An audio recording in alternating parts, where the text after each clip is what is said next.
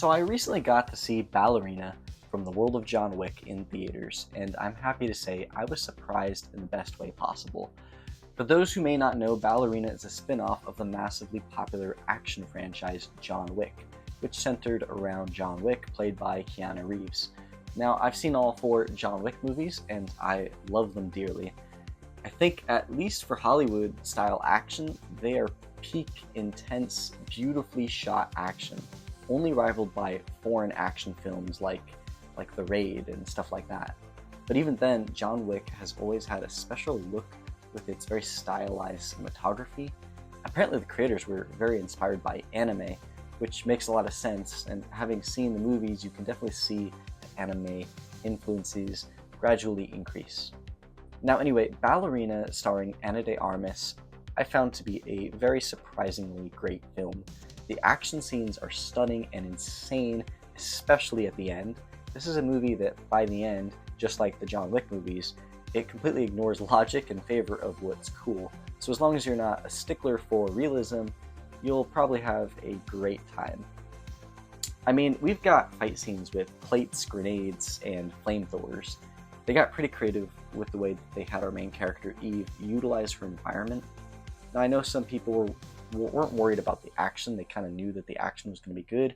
They knew it was going to be sick, even if Keanu isn't the star, because Ana de Armas already had some potential, and by putting her in some training, I think she looks pretty good performing the action scenes. She also just looks great in general. But anyway, my biggest worry for this film was how they'd handle John Wick, because if you've seen the trailers, he has a role in the movie, and for the most part, you'd want this movie to focus on the main character, Eve. I think she's interesting enough and clearly played by an actress that, if given the right kind of script and depth, she can really deliver some good moments. For the most part, this movie is more interested, though, in setting up the basis for who Eve is and then delivering action scene after action scene, with the action feeling like the number one priority, which is completely fine. The action is what made John Wick movies special, but that's not to discredit the themes of the first film specifically, because there really was a vibe in the first John Wick movie. Even lore-wise, they did really great setting John Wick up as an unbeatable force. And speaking of unbeatable force, that was the thing I was worried about with Ballerina. You see, Eve is the main character, and she's clearly supposed to be very good at what she does. And since John Wick is supposed to kind of be the best at what he does, you might worry that he may overshadow Eve, or that they may flip the script and have Eve overshadow Wick, at least on the skill level, which would end up being unrealistic to a degree, and also, most importantly, it would defeat the purpose of the character of Wick. At least at the stage that we know Wick as now, he's meant to be the absolute best with tons of experience. So while I wouldn't want Eve to feel like a character less interesting in her own movie, I also wouldn't want her to feel overpowered compared to Wick. And luckily, that doesn't happen. I think they handled both characters very, very well.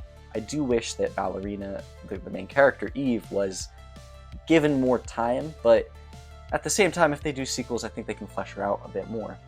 The creators managed to respect the original character of Wick and also set up the foundation for Eve's character to grow.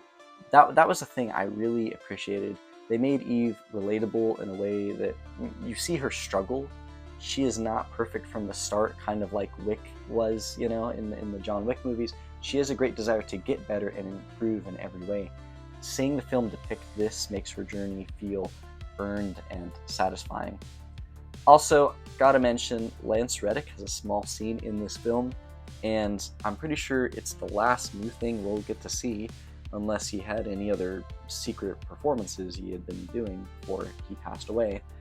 But it doesn't seem like it. Anyway, since I kind of missed out on making a video on John Wick 4, I'll say Lance Reddick was great.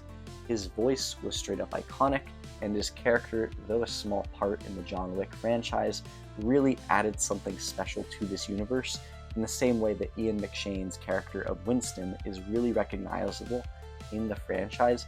So was Lance Reddick's charm. So, Ballerina, should you see it? I'd say if you like action or the John Wick movies, then 100%. In fact, I'd encourage you to go see this movie in theaters, as I found it to be a great time. I'd definitely say if they end up making a sequel, I would for sure be interested in going to see it.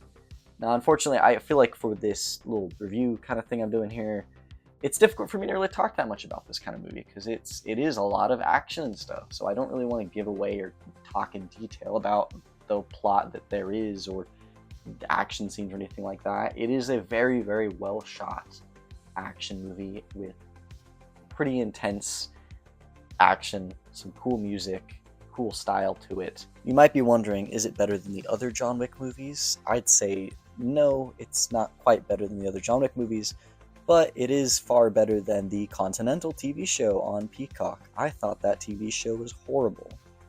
So yeah, I don't really think it needed to be better than any of the John Wick movies.